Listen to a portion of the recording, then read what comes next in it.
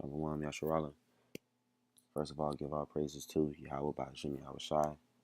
Double honors to the apostles and the elders of Great Millstone.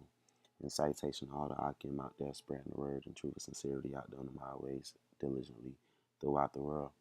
And also salutations to all the Akim brothers and sisters out there waking up to this truth. Um, what I want to get into, Lord willing to be edifying, is that we had to go through what we've been going through as a nation. We had to, for our sins, the Lord had to take away our heritage in order for us to make it back into the kingdom that had to come. It's prophecy. And what is happening now is one of the biggest prophecies of all. The Lord's people waking back up to who they are. And with that, let me just jump into the scriptures. This is Jeremiah chapter 17, verse 4. And thou, even thyself, shall discontinue from thine heritage that I gave thee, and I will cause thee to serve thine enemies in a land which thou knowest not. For you have kindled a fire in mine anger, which shall burn forever. And that's exactly why niggas are calling them, our people are calling themselves niggas, calling themselves Negroes, African Americans, Puerto Ricans, and this and that, because the Lord took our heritage from us and scattered us amongst the Gentiles and scattered us to serve our enemies. And if you read the scriptures, Jacob's main enemy, besides themselves, is Esau, the so-called white man. And that's exactly where we are, serving our enemies. But yet, the Lord is returning the heritage to his people, starting with his prophets, you know. And this, let me keep going. This is 2 Thessalonians chapter 2, verse 1.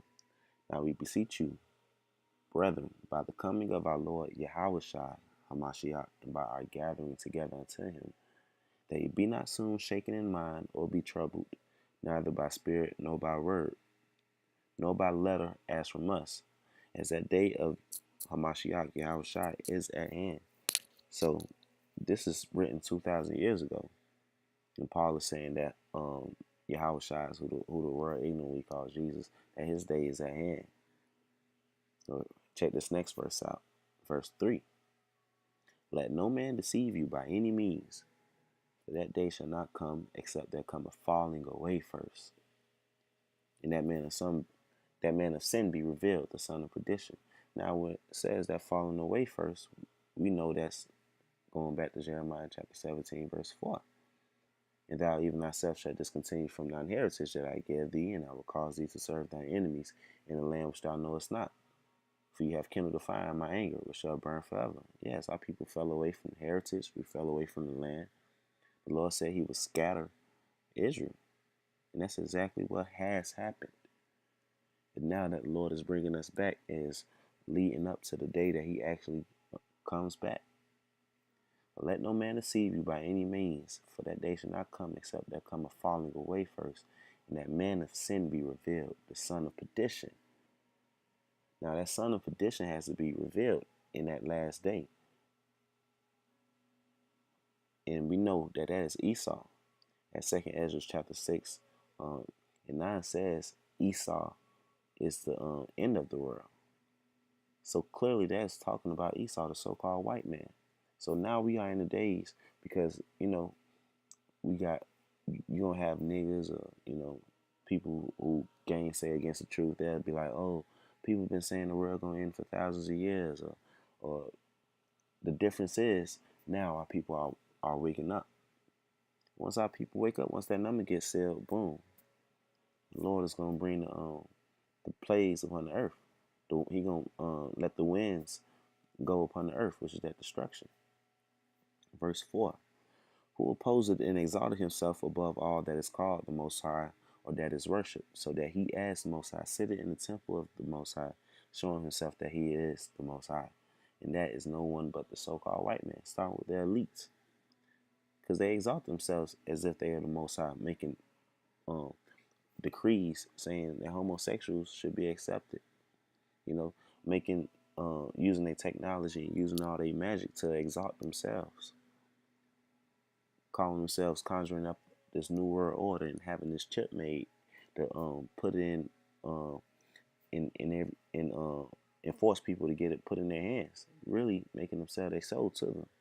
So that's talking about the so-called white man. So that's what's going to happen before Yahushua comes back. And that's what is happening right now. Verse 5, remember you not that when I was yet with you, I told you these things. And now you know what withholdeth, that he might be revealed in his time. For the mystery of iniquity does already work. Now, who was ruling the world at that time? The so-called white man, the Romans. That's what Paul was talking about. Esau, the so-called white man. Only he who now letteth will let until he be taken out of the way.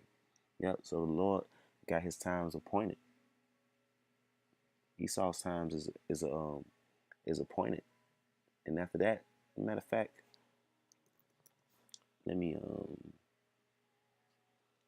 get that. Job chapter 14.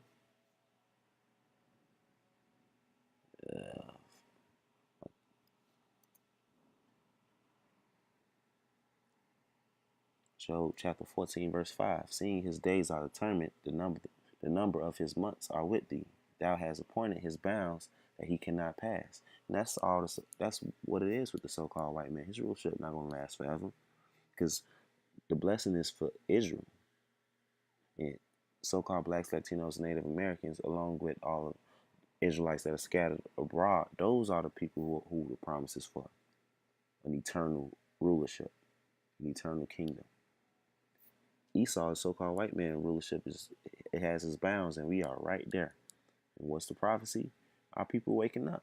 Once our people wake up, not all of them got to wake up. Just the elect got to be sealed.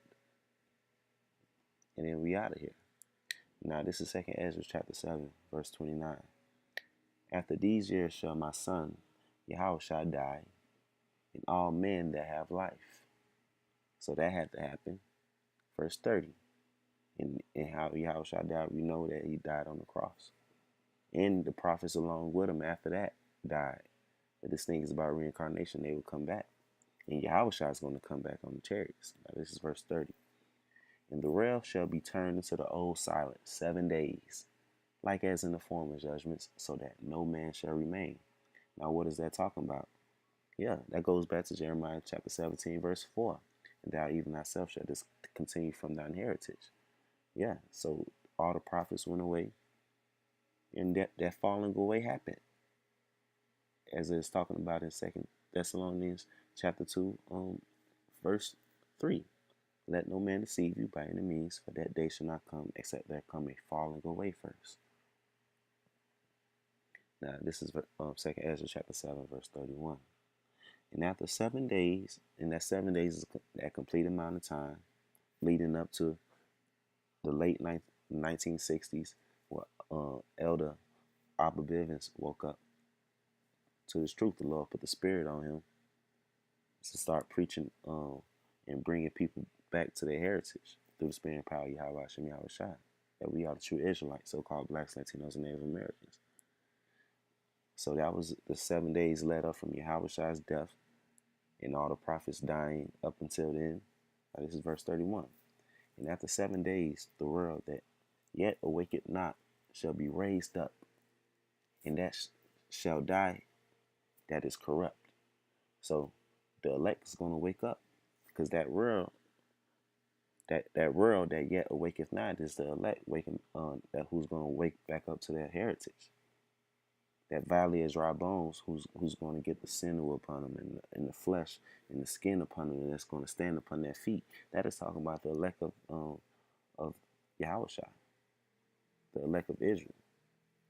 And after 7 days, the world that yet awaketh not shall be raised up, and that shall die that is corrupt. And that's the 2/3 of our people who not going to wake up, along with the heathens over here in America also. Verse 32, and the earth shall restore those that are asleep in her, and so shall the dust those dwell and so shall the dust those that dwell in silence. And the secret places shall deliver those souls that were committed unto them. So that's happening right now. That's why all these videos getting put up on YouTube. That's why when we go out on the streets, it's captivating to those who walk by. whether they want to hear it for bear. It's captivating. That's why they can't help but take pictures, because what's going on is something very serious. The elect of Israel are waking up. Verse 33, and the Most High shall appear upon the seat of judgment, and misery shall pass away, and the long suffering shall have an end. Boom, there you have it right there.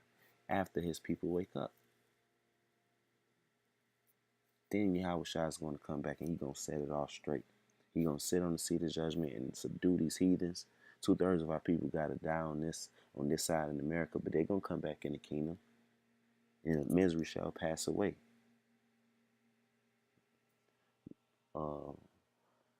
I'm going to get this last scripture. This is Baruch chapter 2, verse 30 through 32. For I knew that they would not hear me, because it is a stiff-necked people. Yep. But in the land of their captivities, they shall remember themselves. Yeah, so Jeremiah 17:4 said, we shall discontinue from our heritage. And after that, in the land of our captivities, Jeremiah chapter 17, verse 4, it says, we shall discontinue from thy heritage that I gave thee, and I will cause thee to serve thine enemies in a land which thou knowest not. Baruch chapter 2 and 30 says, but in the land of their captivities they shall remember themselves.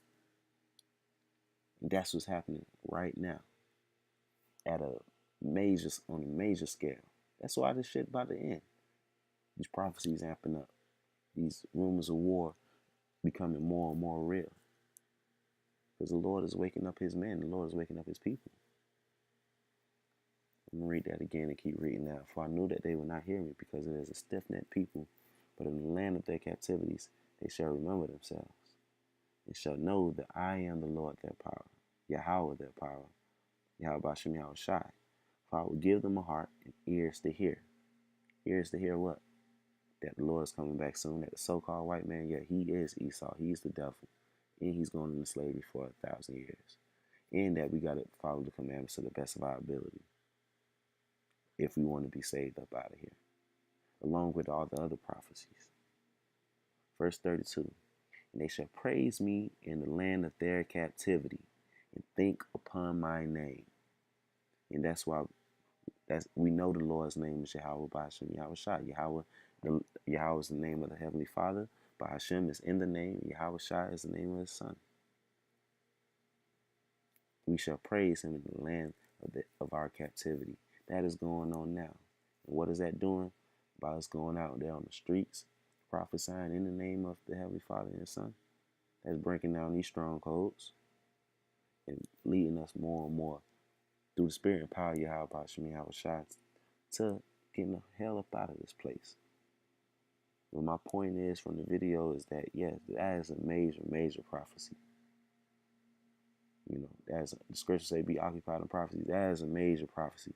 And if you're going to be occupied in that prophecy, that means we got to keep pushing this truth then. Because that's a prophecy that's ongoing until we get up out of here. The prophecy of Israel waking up. So we got to wake up the elect, man. Lord willing, we part of the elect. We got to keep pushing this truth for the sake of the elect. With that, give all praises to Yahweh Ba'ashem Yahushai. Double honors to the apostles and the elders of Great Millstone. Salutation. All the Akim out there. And the sisters who watch also. With that, Shalom.